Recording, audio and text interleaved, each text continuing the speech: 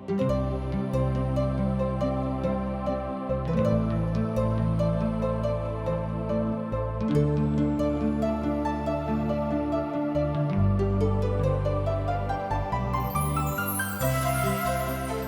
आदमी के जिंदगी पाप के कारण तरह तरह की चिंता, दुख और अशांति में पड़ के सही रास्ता से अलग हो गई बा। ओके नइखे पता कि केवना सही रास्ता में आई। यही खातिर TWR इंडिया जिंदगी के राह कार्यक्रम प्रस्तुत करता। ये आपके अनंत जिंदगी और उद्धार की राह में चले बदे तैयार करेला।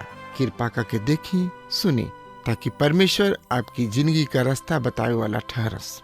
प्रिय मित्र, ये अध्याय के मुख्य विषय है दाऊद के घोर दुर्दशा। भजन संहिता के ई निराशा सबके ई एगो अंश है। भजन 9 से 15 तक ऐसन भंजह के संग्रह है जौन की संकट काल से संबंधित बा।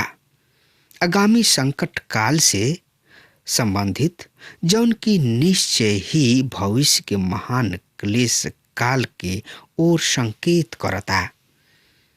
एह काल में मसीह विरोधी तथा परमेश्वर भक्त शेष यहूदी दर्शावल गइल बाड़े। उ इस समय कठोर परीक्षा के समय हुई। ये रचना निसंदेह दाऊद राजा के व्यक्तिगत अनुभव के उल्लेख बा, पर साथ ही एक और अमूल्य तत्कालीन व्यवहारिकता भी स्पष्ट देखल जा सकता। ये भजन के व्याख्या नबूवत के रूप में भी कइल जा सकता, जौन की युगांत तक पहुंच जाला। स्मरण रहे कि युगांत के पूर्व कलिसिया उठा लिहल जाई। दाऊद राजा के पीछा कइल जा रहल बा। संभवतः राजा दाऊद के द्वारा अतः संभावना ई बा कि राजा दाऊद वही अदुल्लाम के गुफा में छुपल बाड़े। फलिस्ती सब के सेना एकजुट होके उनका के खोज में लागल बाड़े। हर दिन के सूरज उगल उनका खातिर औरी अधिक गहरा निराशा लेके आइल करत रहे। उनकर देह थाक के चूर चूर हो चुकल रहे और दिमाग आशा विहीनता से भर चुकल रहे। और ये परिस्थिति में उनका दिल से ई करुणा पुकार उठेले, कब तक प्रभु का तू हमरा के हरदम भुलाइल रहब? कब तक तू आपन मुंह हमरा से लुकवा के रखब? यहाँ दाऊद के घोरतम निराशा के चित्र स्पष्ट दिखाई दे रहा बा। ऐसन गहरा निराशा जौन की कोनो भक्त के जिंदगी में वो समय ही देखल जा सकता जब वो ये अनुभव करलन कि सब तो सब परमेश्वर तक उनकर साथ छोड़ दिले बाड़े। अब अतना बड़ विश्व में उ बाणे और उनकर निराशा ये स्थिति में ए भक्त के हृदय से बस एगो लम्हर गहरा आ ही सुनल जा सकता। प्रिय श्रोता मित्र भाई बहन, तो एकरा बारे में जानकारी खातिर वह हमरा संगे आपन पवित्र शास्त्र बाइबल निकाल ली। हाँ, तो ओमे देखी भजन संहिता के किताब 13 अध्याय 1 और 2 पद एह तरी से बता रहल बा। सुनी ध्यान से, हमरो खातिर पढ़ रहल बानी। हे परमेश्वर यहोवा, कब तक का तू सदा हमरा के भुलाइल रहब? कब तक तू हमरा से आपन मुंह छिपा के रखब? कब तक हम अपना मन में संघर्ष करत रहब और दिन भर अपना दिल में शोकित रहब? और कब तक हमार शत्रु हमारा पर प्रबल? राजा दाऊद प्रश्न यानी कि सवाल कर रहल बने। इस सब कब तक चलत रही?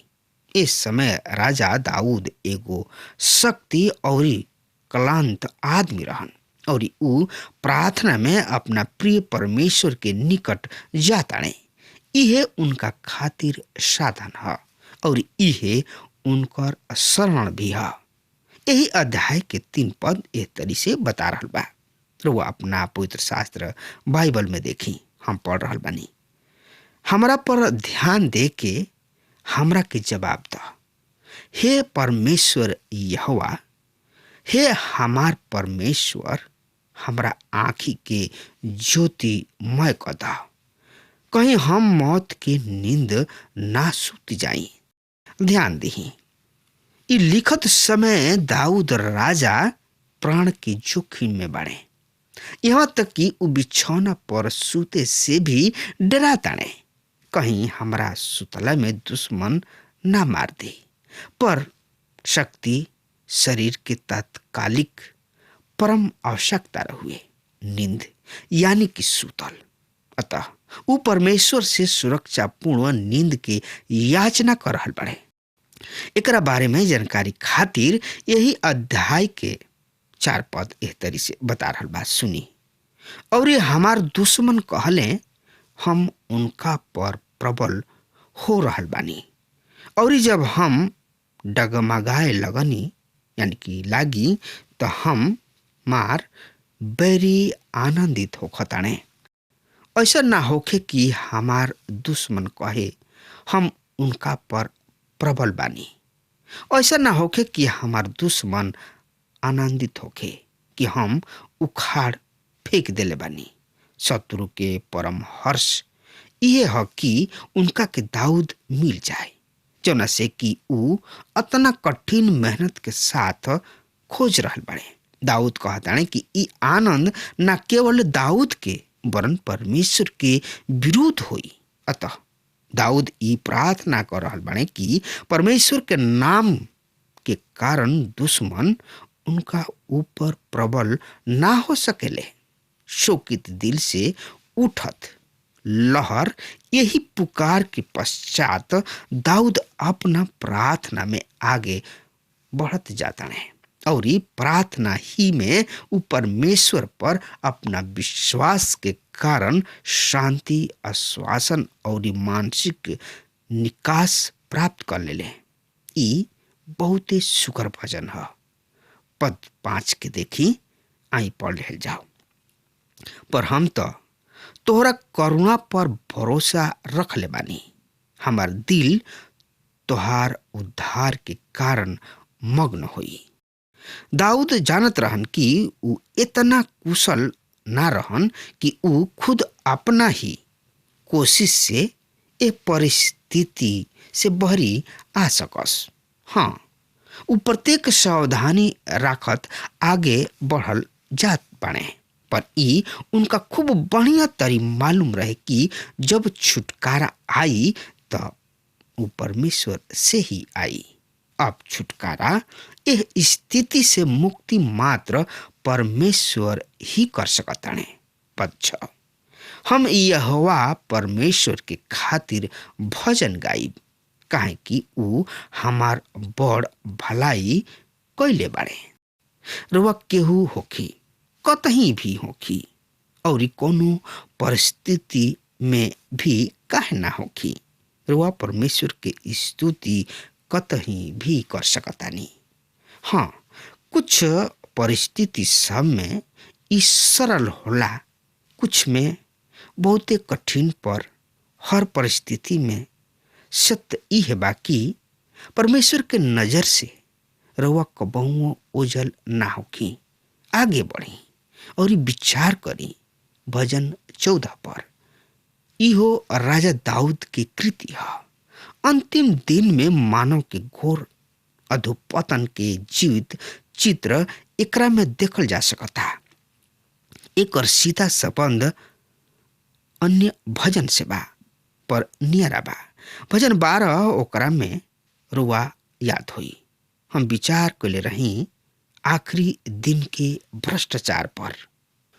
वहाँ ऐसन अनुमान होके लागल रहे माना धार्मिक लोग पृथ्वी से मिट चुकल बाणे और सब नियंत्रण दुर्जन सब के हाथ में आ चुकल बा।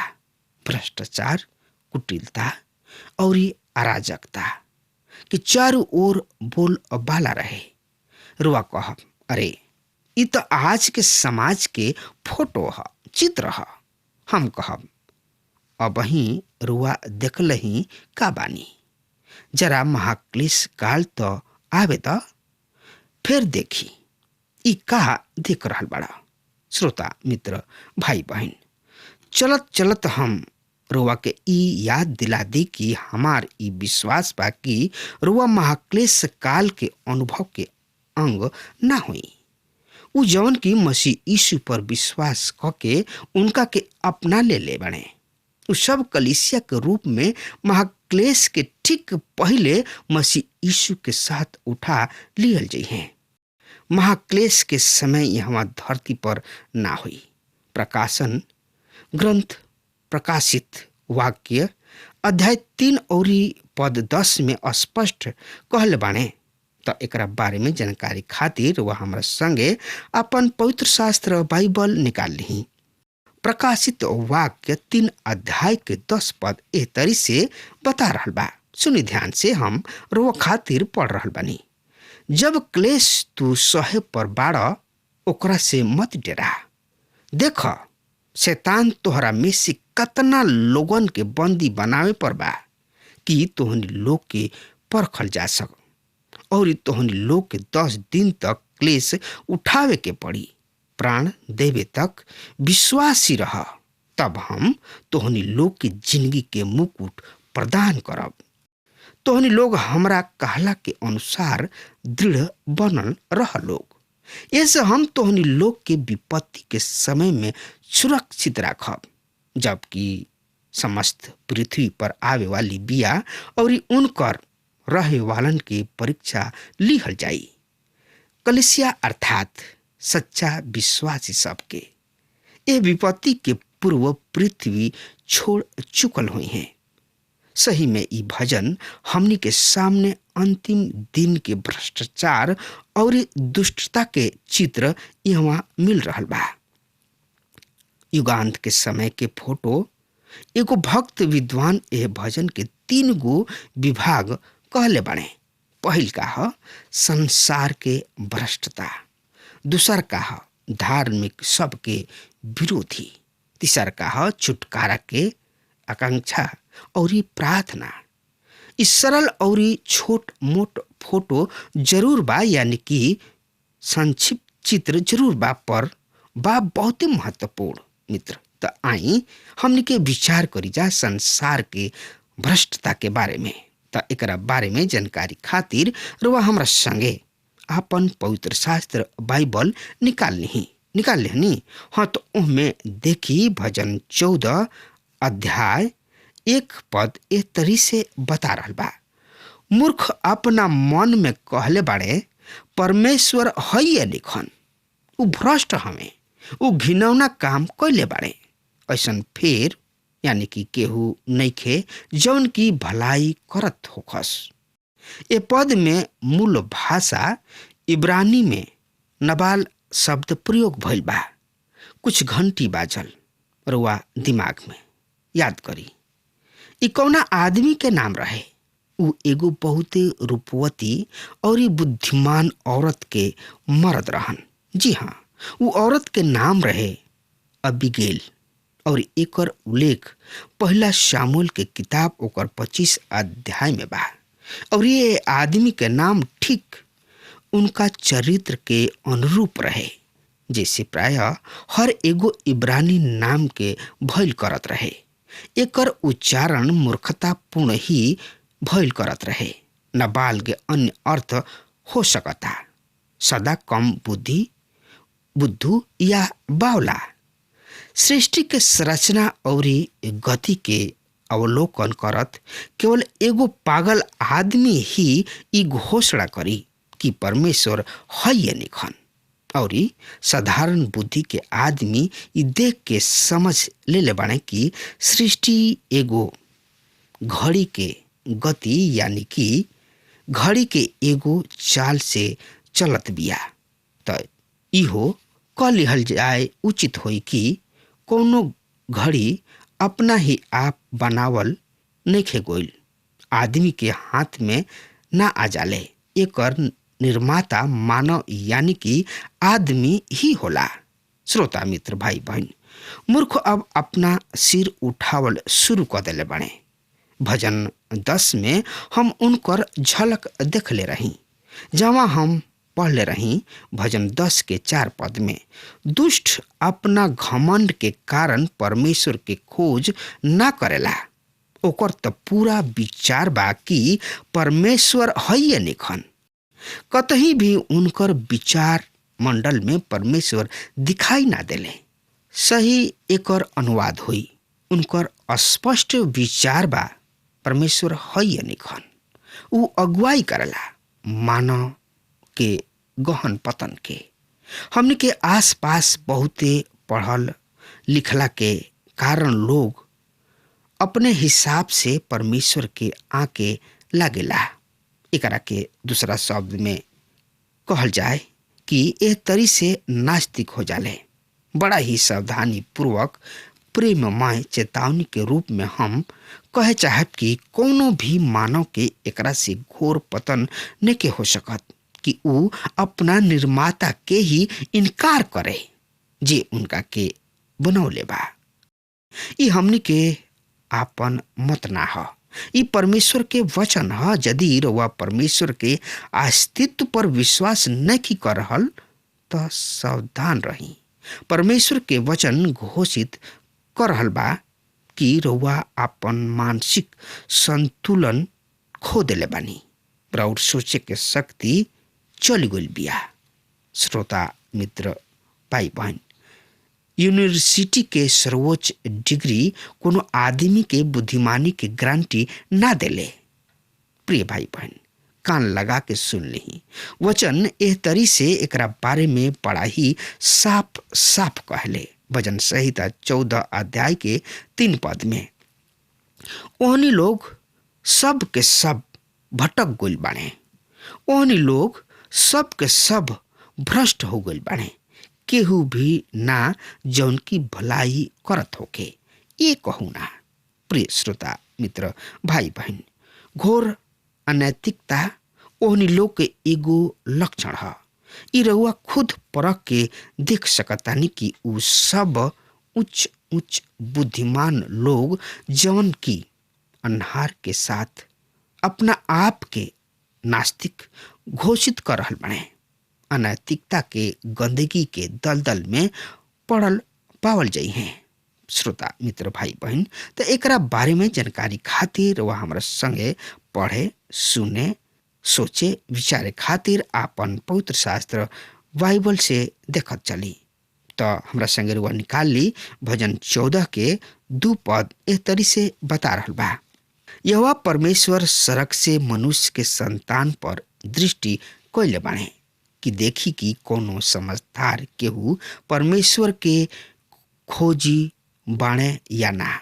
प्रिय श्रोता मित्र भाई बहन, प्रभु सड़क से मनुष्य सब पर दृष्टिपात करलन, यह देखे खातिर कि का कोनो ऐसन मनुष्य बा जौन की समझ से काम लेला, जौन परमेश्वर के खोजेलन और परमेश्वर के खोज के परिणाम परमेश्वर पौले की सब मनुष्य राह से भटक गइल बाड़े।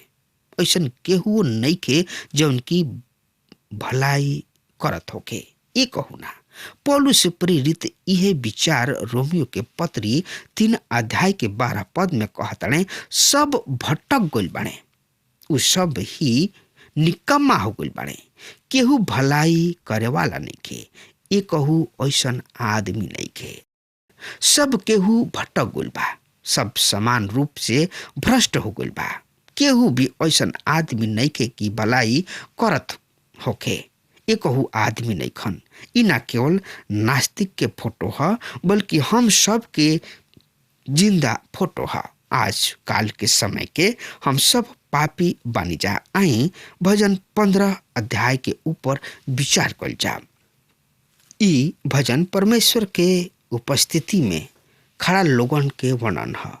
ये छोट भजन के साथ भजन 9 से शुरू भइल और विभाग समाप्त हो जाई। यदि रुआ ये सब भजन के पुनरावृत्ति करी त रउआ एगो स्पष्ट विश्वास क्रम देख सकतानी। भजन 9 और 10 केंद्रित ह शैतान के प्रतिनिधि पर, जेकर लक्षण ह अहंकार यानी कि घमंड, डिंग मारल। आत्मनिर्भर भी उनका साथ चल रहल लक्षण है। भजन 11 में अधिक सब के विपत्ति के द्वारा परख के चित्रण है। भजन 12 में धार्मिक और अधार्मिक सब के बीच कैसे रहलन एकरा ऊपर हमरा के कुछ रहस्यमय तथ्य दिहल गइल बा। भजन 13 चित्रण है महाक्लेश काल में उपजल अधार्मिक सब के भूमिका के। तो अब हमार समय खत्म हो रहा बा, तब तक खातिर वह हमरा के आज्ञा दी। परमेश्वर वह के बहुते बहुते आशीष देस। आमीन। हमके विश्वास बा कि ई कार्यक्रम आप सब खातिर फायदेमंद सिद्ध भइल हुई। हम चाहतनी कि आप सब अपन अपन आशीष हमरों से बांटी। अगर आप सबके लगे बाइबल से चाहे आपकी निजी जिंदगी से कोनो सवाल होके, चाहे क्यों समस्या खातिर प्रार्थना करावे चाहतनी, तो हमारी फोन नंबर पर जरूर संपर्क करें। परमेश्वर आप सबके बहुत आशीष प्रदान करें और आज का दिन आप खातिर सुखद बनावे।